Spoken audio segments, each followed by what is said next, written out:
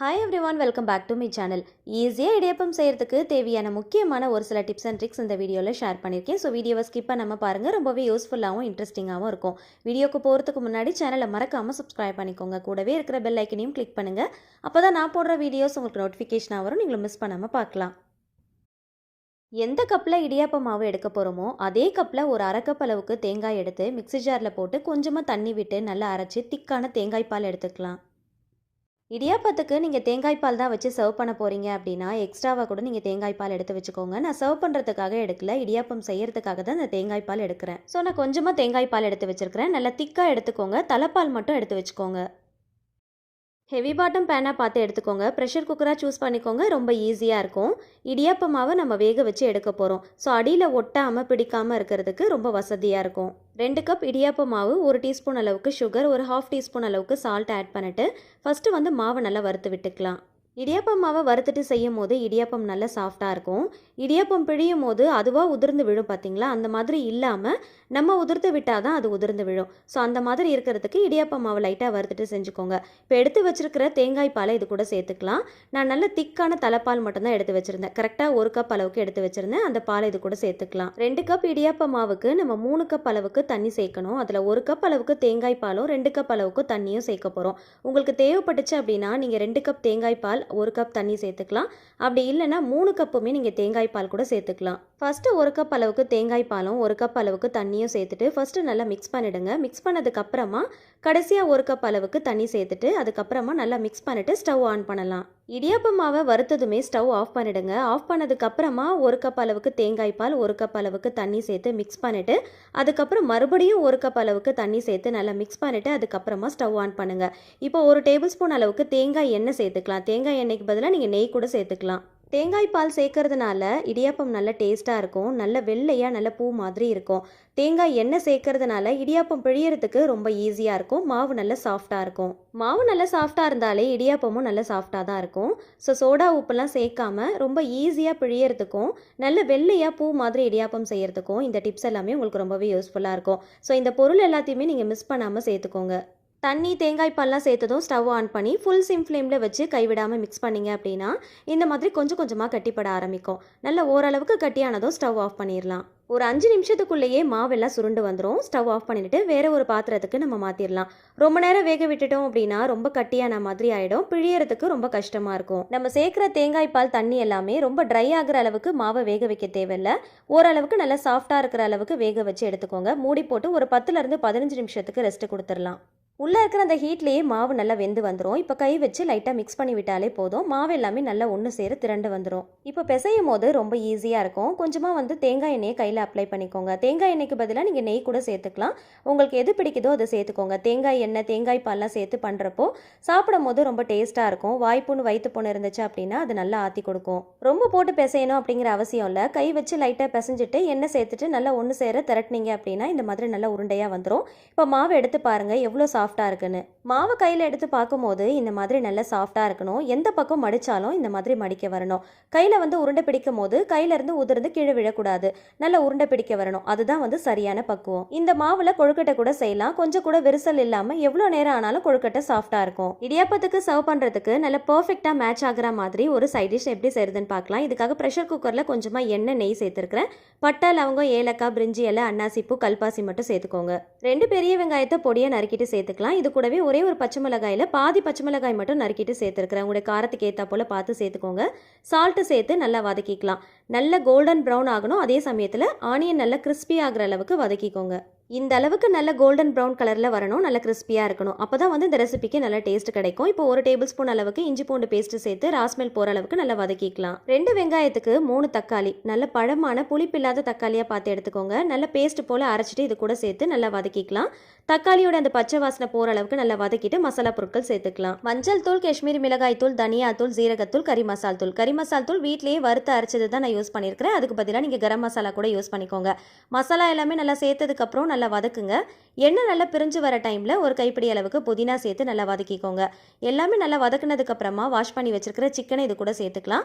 சிக்கனுக்கு பதிலாக நீங்கள் மட்டன் கூட சேர்த்து பண்ணலாம். மசாலா எல்லாமே சிக்கனில் நல்லா கோட் ஆகிற அளவுக்கு நல்லா பெரட்டி விட்டுட்டு ஒரு 5 நிமிஷத்துக்கு மசாலாலேயே நல்லா சிக்கனை வேக விடுங்க. இப்போ தேவையான அளவுக்கு தண்ணி சேர்த்துக்கலாம். சிக்கன் மூழ்கிற அளவுக்கு மட்டும் தண்ணி சேர்த்துக்கோங்க. கொஞ்சம் திக்கான கிரேவியா தான் நான் பண்ண போறேன். ஸோ அதனால கொஞ்சமா தண்ணி சேர்த்துருக்கிறேன். நல்லா மிக்ஸ் பண்ணிட்டு உப்பு காரம் கரெக்ட்டா இருக்கான்னு செக் பண்ணி பார்த்துக்கோங்க. காரம் பத்தல அப்படின்னா கொஞ்சம் போல பச்சை மிளகாய் சேர்த்துக்கோங்க. சேர்த்துட்டு மூடி போட்டு ஒரு 2 விசில் மட்டும் வச்சு எடுத்துக்கலாம். ஒரு 50% மட்டும் குக் பண்ணி எடுத்துக்கோங்க. சிக்கனை ரொம்ப குக் பண்ணணும் அப்படிங்கிற அவசியம் இல்லை. ஜஸ்ட் ஒரு 50% மட்டும் குக் பண்ணி எடுத்துக்கோங்க. அகைன் நம்ம குக் பண்ண போறோம் ஓப்பன் பேன்லயே வச்சு. இப்போ இது கூட 1 கப் அளவுக்கு ஊற வச்ச சன்னா சேர்த்துக்கோங்க. White chana or black chana எது வேணாலும் நீங்க சூஸ் பண்ணிக்கலாம். உங்களுடைய சாய்ஸ் தான். ஊற வச்சுட்டு சேர்த்துக்கோங்க. இப்போ இது கூடவே கொஞ்சமா தேங்காய், முந்திரி, சோம்பு சேர்த்து நல்லா அரைச்சு வச்சிருக்கிறேன். அந்த பேஸ்ட்டையும் இது கூட சேர்த்து நல்லா மிக்ஸ் பண்ணிக்கலாம். சிக்கன் ஆல்ரெடி ஒரு 50% தான் நம்ம குக் பண்ணியிருக்கிறோம். ஸோ அதனால சிக்கன் நல்லா சாஃப்ட் ஆகணும். அதே சமயத்தில் நம்ம ஆட் பண்ணியிருக்கிற சன்னாவும் நல்லா குக் ஆகணும். ஸோ அது வரைக்கும் நல்லா குக் பண்ணிட்டு கிரேவி வந்து நல்ல திக்கான கன்சிஸ்டன்சி வந்ததும் ஸ்டவ் ஆஃப் பண்ணிட்டு கடைசியாக கொஞ்சமாக கருவேப்பிலை, கொத்தமல்லி இலைகள் சேர்த்து நல்லா மிக்ஸ் பண்ணிட்டு சர்வ் பண்ணி பாருங்க. டேஸ்ட் ரொம்ப சூப்பராக இருக்கும். இந்த சிக்கன் சன்னா கறியை நீங்கள் இடியாப்பத்து கூட சேர்த்து சர்வ் பண்ணி பாருங்க. டேஸ்ட் ரொம்ப சூப்பராக இருக்கும். நார்மலாக சர்வ் பண்ணுற கிரேவியை விட இது ரொம்ப பர்ஃபெக்டான மேட்சாக இருக்கும். இட்லி, தோசை, சப்பாத்தி, பூரி, ஆப்பம்னு எல்லாத்துக்குமே ரொம்ப பர்ஃபெக்டாக இருக்குங்க. கண்டிப்பாக ட்ரை பண்ணி பாருங்க. இந்த மாதிரி ஃபுட் கண்டெய்னர் ஏதாவது இருந்துச்சுன்னா எடுத்துக்கோங்க. யூஸ் அண்ட் த்ரோ பாக்ஸ்லாம் நம்ம நிறைய எடுத்து வச்சிருப்போம் இல்லையா? ஸோ அதுலேருந்து ஒரு பாக்ஸ் தான் நான் எடுத்துருக்கிறேன். இந்த பாக்ஸுடைய மூடி அப்படி இல்லைன்னா இந்த பாக்ஸ் கூட நீங்கள் சூஸ் பண்ணிக்கலாம். இடியாப்ப அச்சில் போடக்கூடிய இந்த தட்டு இருக்கு இல்லையா? அதோடைய ஷேப்க்கு ஏற்ற மாதிரி கட் பண்ணி எடுத்துக்கோங்க. எதில் கட் பண்ணாலும் பரவாயில்ல. மூடியை சூஸ் பண்ணிக்கிட்டீங்க அப்படின்னா கட் பண்ணுறது ரொம்ப ஈஸியாக இருக்கும். ஃபஸ்ட்டு ரேண்டமாக கட் பண்ணிக்கோங்க. அதுக்கப்புறம் கரெக்டாக அந்த ஷேப்க்கு ஏற்ற மாதிரி சிசர் யூஸ் பண்ணி கட் பண்ணிக்கோங்க. கரெக்டாக அந்த தட்டுடைய சைஸ்க்கு ஏற்ற மாதிரி நல்லா பர்ஃபெக்டாக கரெக்டாக கட் பண்ணிங்க அப்படின்னா கரெக்டாக அந்த ரவுண்டு ஷேப்க்கு வரும். ஸோ ரொம்ப கூடவும் இல்லாமல் குறையவும் இல்லாமல் கரெக்டாக கட் பண்ணி எடுத்துக்கோங்க. இடியாப்ப அச்சுலையும் தட்டுலையும் கொஞ்சமாக கோகோனட் ஆயில் அப்ளை பண்ணி எடுத்துக்கலாம். அப்போ தான் வந்து பிழியும் போது ரொம்ப ஈஸியாக இருக்கும். மாவும் ஒட்டாமல் இருக்கும். அச்சில் ஃபில் பண்ணுறதுக்கு ஏற்ற மாதிரி சிலிண்டர் ஷேப்பில் நல்லா உருட்டி எடுத்துக்கோங்க. அப்போ ஃபில் பண்ணும்போது ரொம்ப ஈஸியாக இருக்கும். ரொம்ப போட்டு டம்ப் பண்ணிடாமல் நல்லா வந்து கொஞ்சம் கொஞ்சமாக எடுத்து நல்லா ஃபில் பண்ணி எடுத்துக்கோங்க. முக்கால்வாசி அளவுக்கு மட்டும் ஃபில் பண்ணுங்கள். ரொம்ப ஃபுல்லாக போட்டு ஃபில் பண்ணணும் அப்படிங்கிற அவசியம் இல்லை. முக்கால்வாசி அளவுக்கு போட்டுட்டு மாவு நல்லா ஃபில் பண்ணதுக்கப்புறமா நம்ம கட் பண்ணி வச்சுருக்கோம் இல்லையா அந்த பாக்ஸுடைய மூடி, அதை வந்து இந்த மாதிரி உள்ளே ஃபஸ்ட்டு போட்டுக்கலாம். போட்டுட்டு கரெக்டாக வந்து ஃபிட் பண்ணிக்கோங்க. இது போட்டதுக்கப்புறமா மூடி போட்டு க்ளோஸ் பண்ணி எடுத்துக்கலாம்.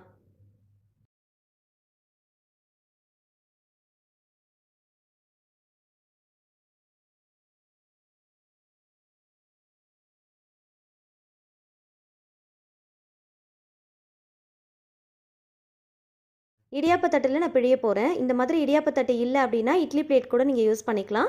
பிழியறதுக்கு முன்னாடி லைட்டாக கோகோனட் ஆயில் அப்ளை பண்ணிக்கோங்க. அப்போ தான் எடுக்கும் போது அதில் ஒட்டாமல் ஈஸியாக எடுக்க வரும். மாவு நான் பிழியும் போதே நீங்கள் நோட் பண்ணுங்கள் எந்த அளவுக்கு சாஃப்டாக ரொம்ப ஈஸியாக பிழியிறேன்னு. லைட்டாக சுற்றினாலே போதுங்க. அப்படியே நல்லா வந்து ரொம்ப ஈஸியாக பிழிய வரும். அப்படியே தட்டில் வந்து சல்லுன்னு பிழிஞ்சு எடுத்துடலாம். நான் ரொம்பலாம் ஸ்ட்ரெயின் பண்ணவே இல்லைங்க. ரொம்ப லைட்டாக தான் ரொட்டேட் பண்ணுறேன். ரொம்ப ஈஸியாக பிழிய வருது பாருங்கள். அதே போல் எப்பயுமே இடியாப்பம் பிழியும் போது நம்ம கையால் உதிர்த்து விடுற மாதிரி இருக்கணும். அதுவாக உதிர்ந்து கீழே விழக்கூடாது. அப்படி விழுந்துச்சு அப்படின்னா நீங்கள் சரியாக பக்குவமாக பிசையலை அப்படின்னு அர்த்தம். இதே போல் எல்லா மாவையும் பிழிஞ்சு எடுத்துக்கலாம். உங்களுக்கு சிங்கிள் லேயர் வேணும் அப்படின்னா அதுக்கேற்றா போல் பிழிஞ்சுக்கோங்க. டபுள் லேயர் வேணும் அப்படின்னா அதுக்கேற்றா போல் டபுள் லேயரில் கூட பிழிஞ்சு எடுத்துக்கலாம்.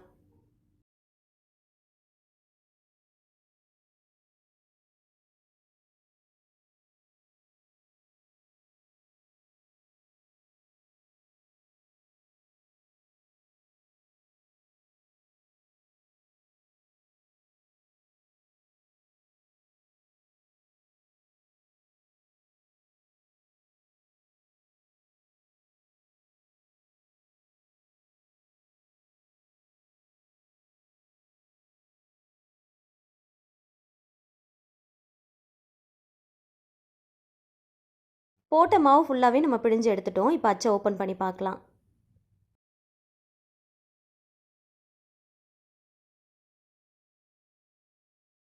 ஃபுட் கண்டெய்னரை நம்ம கட் பண்ணி உள்ளே வந்து மூடி மாதிரி நம்ம போட்டோம் இல்லையா? ஸோ அது எதுக்காகன்னு பார்த்தீங்கன்னா, இந்த மாதிரி எப்பயுமே இடியாப்பம் பிழிஞ்சதுக்கப்புறம் இந்த அச்சை வெளியில் எடுத்து பார்க்கும்போது மாவு வந்து மேலாப்பில் நிற்கிற மாதிரி இருக்கும். ஸோ அந்த மாதிரி நிற்காமல் மாவு வேஸ்ட் பண்ணாமல் பிழியறதுக்கு இது ரொம்பவே ஹெல்ப் பண்ணும். அது மட்டும் இல்லைங்க, நல்லா வந்து மாவு வந்து ப்ரெஸ் பண்ணி கொண்டு போகும். ரொம்ப ஈஸியாக கஷ்டப்படாமல் பிழிஞ்சு எடுத்துடலாம். எப்பயுமே இடியாப்பம் பிழியும் போது கடைசி மாவு கொஞ்சமாக வேஸ்ட் ஆகும் இல்லையா? ஸோ அதை நம்ம அப்படியே தான் தூக்கி போடுவோம். ஸோ அந்த மாதிரி மாவு கொஞ்சம் கூட வேஸ்ட் பண்ணாமல் பிழியறதுக்கு இது ரொம்ப ஹெல்ப் பண்ணும். அது மட்டும் இல்லாமல் ரொம்ப ஈஸியாக ப்ரெஸ் பண்ணுறதுக்கு இது ரொம்பவே ஹெல்ப் பண்ணும். ஸோ இப்போ பாருங்கள், கொஞ்சம் கூட மாவு வேஸ்ட் பண்ணவே இல்லை. கொஞ்சம் கூட மாவு வேஸ்ட் பண்ணாமல் பிழிஞ்சு எடுத்துருக்குறோம். அந்த மூடியில் மட்டும்தான் லைட்டாக அந்த மாவு வந்து ஒட்டியிருக்கும். மற்றபடி ரொம்ப அதிகமாகலாம் மாவு வேஸ்ட் ஆகாது.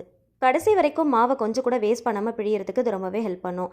எல்லா தட்டிலையுமே இடியாப்பத்தை பிழிஞ்சு எடுத்தாச்சு. ஸ்டாண்டில் வந்து ஃபிக்ஸ் பண்ணிக்கலாம். மாவை நல்லா வறுத்துட்டு வேக வச்சுட்டு தான் இடியாப்பத்தை பிழிஞ்சிருக்கிறோம். அதனால் ரொம்ப நேரம் வேக வைக்கணும் அப்படிங்கிற அவசியம் இல்லை. ஒரு 3 நிமிஷத்துலேருந்து 5 நிமிஷம் வரைக்கும் வேக வச்சா போதும்.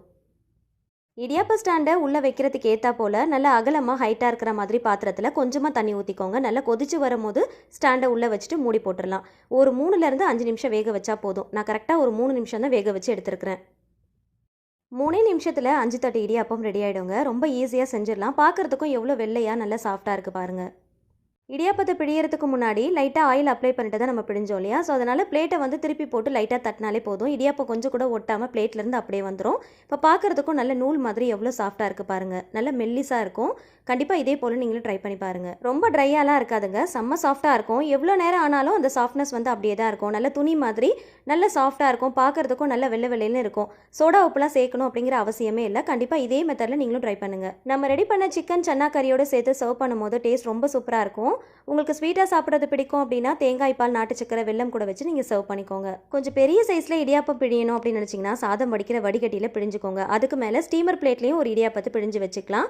அப்படி இல்லைன்னா நார்மலாக பிளேட் வச்சுருப்பீங்க இல்லையா, அதை கூட பிழிஞ்சிட்டு இந்த சாதம் வடிக்கிற வடிகட்டி மேலே நம்ம வச்சிடலாம். இந்த மாதிரி பெரிய பாத்திரம் யூஸ் பண்ணோம் அப்படின்னா ட்ரிபிள் லேயரில் கொஞ்சம் பெரிய சைஸில் இடியாப்பம் பண்ணிடலாம். ஸோ ரொம்ப ஈஸியாக வேலை முடிஞ்சிடும். ஸோ 3 இடியாப்பம் பிழிஞ்சு அதுக்கான டைம் வேஸ்ட் பண்ணுறதை விட இந்த மாதிரி ஒரே இடியாப்பமாக பெருசாக பிழிஞ்சிட்டோம் அப்படின்னா 2 பேருக்கு கூட நம்ம ஷேர் பண்ணிக்கலாம். ஒரு மிக்சிங் பவுலில் 2 கப் அளவுக்கு இடியாப்ப மாவு சேர்த்துருக்கிறேன். இப்போ இந்த மாவுக்கு தேவையான அளவுக்கு சால்ட்டு சேர்த்து நல்லா மிக்ஸ் பண்ணி எடுத்துக்கலாம். ஒரு பாத்திரத்தில் 3 கப் அளவுக்கு வாட்டர் சேர்த்துக்கலாம். 1 கப் இடியாப்ப மாவுக்கு 1.5 கப் அளவுக்கு வாட்டர் எடுத்துக்கோங்க. நான் 2 கப் அளவுக்கு இடியாப்ப மாவு எடுத்திருந்தேன், அதனால் 3 கப் அளவுக்கு வாட்டர் சேர்த்துருக்கிறேன். வாட்டருடைய ரேஷியோ கொஞ்சம் கூட குறைய ஆனாலும் கவலை இல்லைங்க. இந்த மாதிரி மெத்தடில் நீங்கள் செய்யும் போது எக்ஸ்ட்ராவாக நீங்கள் தண்ணி சேர்த்துட்டா கூட பக்குவமாக பார்த்து பிசைஞ்சு எடுத்துடலாம். அந்தளவுக்கு ஒரு சூப்பரான ஒரு டிப்பு தான் இது.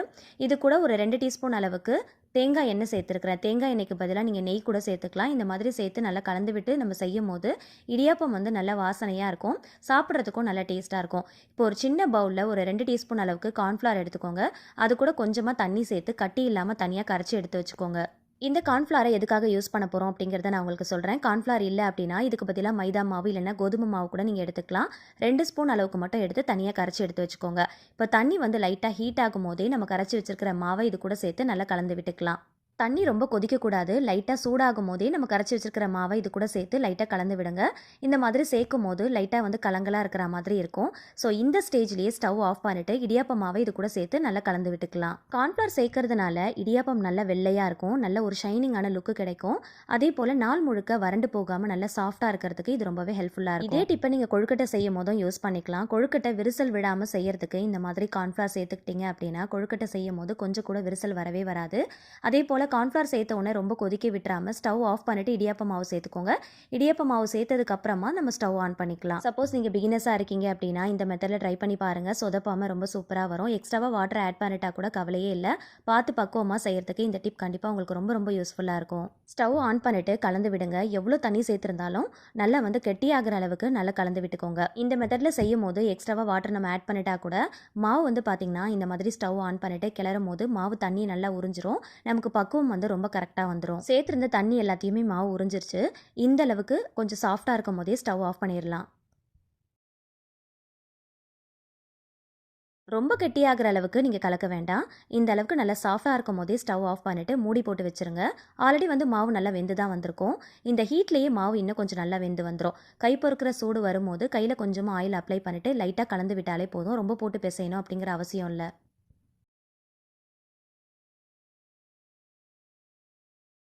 இந்த பவுலில் இருக்கிற எல்லா மாவையும் ஒன்றா சேர்த்து லைட்டாக வந்து மிக்ஸ் பண்ணி விட்டுட்டு எடுத்துக்கோங்க. கொஞ்சம் சாஃப்டாக தான் நம்ம பிசைஞ்சு எடுத்துருக்கோம் இல்லையா? ஸோ அதனால் கொஞ்சமாக கையில் ஆயில் அப்ளை பண்ணிவிட்டு மிக்ஸ் பண்ணிங்க அப்படின்னா கையில் ஒட்டாமல் வரும். இப்போ எடுத்து பார்க்கும்போது எவ்வளோ சாஃப்டாக இருக்குன்னு பாருங்கள். ஸோ இந்த மாதிரி நல்லா உருட்டை வரணும். இந்த மாதிரி பக்குவமாக நீங்கள் பார்த்து மிக்ஸ் பண்ணி எடுத்துக்கோங்க. இந்த மாதிரி சாஃப்டாக இருந்தாலே நமக்கு மாவு வந்து பிழியறதுக்கு ரொம்ப ஈஸியாக இருக்கும். இப்போது இடியாப்பம் பிழியறதுக்கு இந்த மாதிரி அலுமினியம் ஃபாயில் பாக்ஸ் தான் நான் எடுத்துருக்கிறேன். கொஞ்சம் திக்காக இருக்கிற மாதிரி பாக்ஸாக பார்த்து எடுத்துக்கோங்க. இந்த ஃபாயில் பாக்ஸுக்குள்ளே இடியாப்ப அச்சை வச்சுட்டு அதில் ரவுண்டு ஷேப்புக்கு ஏற்ற மாதிரி ஒரு பென்னோ பென்சிலோ யூஸ் பண்ணிவிட்டு அந்த கார்னரை மட்டும் லைட்டாக வந்து ரவுண்ட் பண்ணி எடுத்துக்கலாம்.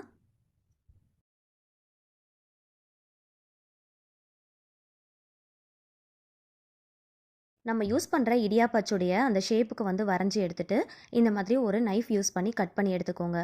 கரெக்டாக அந்த ஷேப்புக்கு ஏற்ற மாதிரி கட் பண்ணி எடுத்துக்கோங்க. கரெக்டாக வரைஞ்சிருக்கிற அந்த ரவுண்ட் ஷேப்க்கு ஏற்ற மாதிரி பர்ஃபெக்டாக கட் பண்ணி எடுத்துக்கோங்க. கம்மியாகவும் கட் பண்ணிடாதீங்க, அதிகமாகவும் கட் பண்ணிடாதீங்க. கரெக்டாக அந்த ஷேப்புக்கு ஏற்ற மாதிரி கட் பண்ணி எடுத்துக்கலாம்.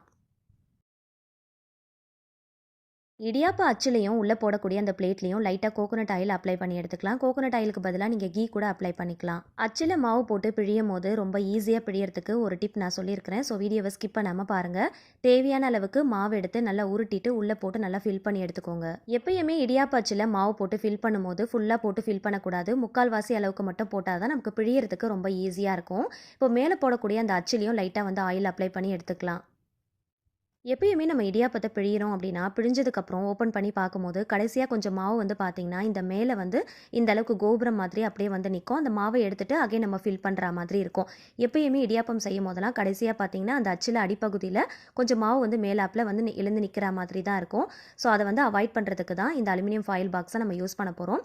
இதை ரவுண்டு ஷேப்பில் கட் பண்ணி வச்சுருந்தோம் இல்லையா, அதை வந்து இந்த மாவுக்கு மேலே போட்டு நல்லா ஃபில் பண்ணி எடுத்துக்கோங்க. ஃபில் பண்ணிவிட்டு அதுக்கப்புறமா அச்சை போட்டு நல்லா டைட்டாக வந்து ஃபிக்ஸ் பண்ணிக்கலாம். ஸோ அந்த ஃபாயில் பாக்ஸை கட் பண்ணும்போது கரெக்டாக அந்த ரவுண்டு ஷேப்க்கு ஏற்ற மாதிரி பர்ஃபெக்டாக கட் பண்ணால் மட்டும் தான் நமக்கு யூஸ் ஆகும்.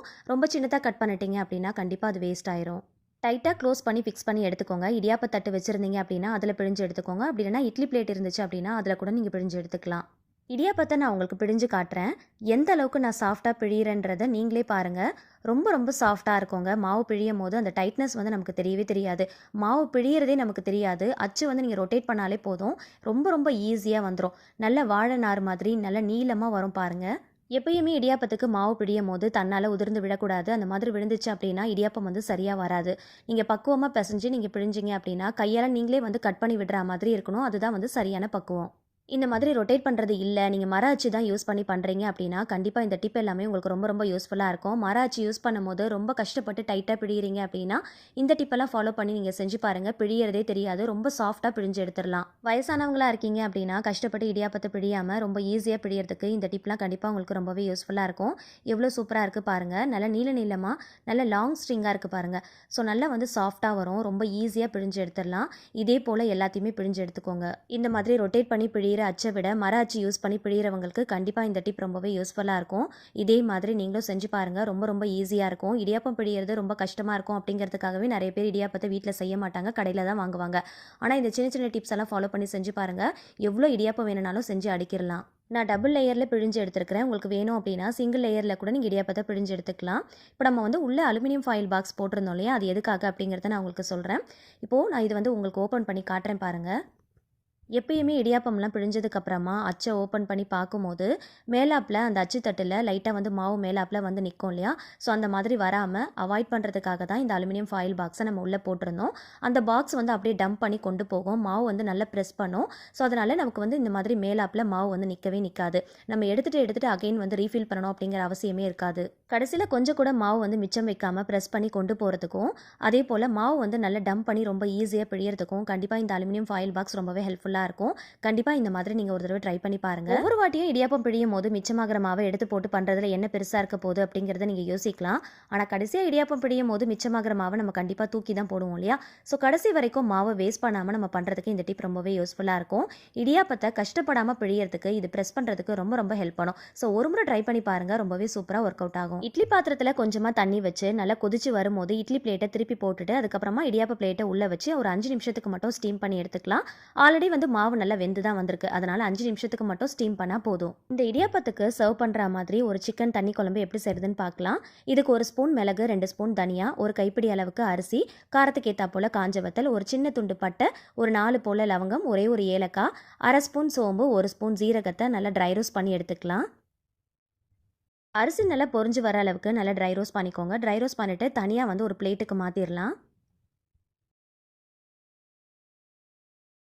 சேம் பேனில் கொஞ்சமாக நல்லெண்ணெய் சேர்த்துக்கலாம். ஆயில் சூடானதும் ஒரு கைப்பிடி சின்ன வெங்காயம், ஒரு கைப்பிடி நறுக்கின தேங்காய், கொஞ்சமாக கருவேப்பிலை, ஒரு சின்ன துண்டு இஞ்சி, 5 பல்லு பூண்டு, இது எல்லாமே சேர்த்து நல்ல பொன்னிறம் ஆகிற அளவுக்கு நல்லா வறுத்துட்டு ஆல்ரெடி ட்ரை ரோஸ்ட் பண்ணி வச்சுருக்கோம் இல்லையா, அது கூட சேர்த்து கொஞ்சமாக தண்ணி விட்டு நல்லா ஃபைன் பேஸ்ட்டாக அரைச்சி தனியாக எடுத்து வச்சுக்கலாம்.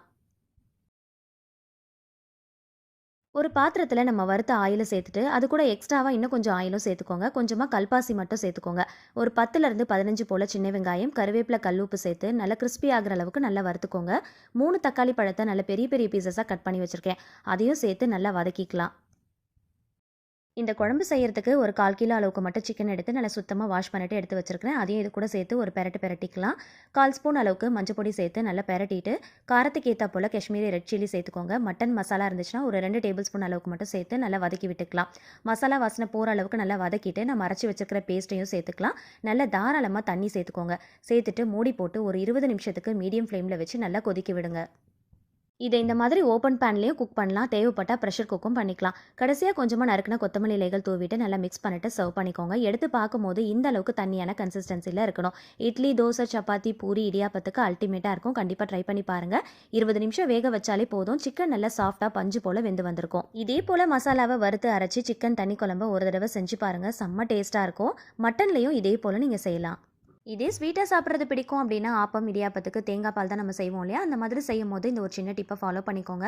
தேங்காயை நறுக்கிட்டு மிக்ஸி ஜாரில் போட்டதுக்கப்புறமா ஒரு சிட்டிகை அளவுக்கு கல் உப்பு சேர்த்துக்கோங்க. கொஞ்சம் கைப்பொறுக்கிற சூடு இருக்கிற மாதிரி வெதுவெதுப்பான தண்ணி சேர்த்து அரைச்சிட்டு தேங்காய் பால் எடுத்தீங்க அப்படின்னா நல்ல திக்காக இருக்கும். அதே மாதிரி அதிகமான குவான்டிட்டியில் நமக்கு தேங்காய் பால் கிடைக்கும்.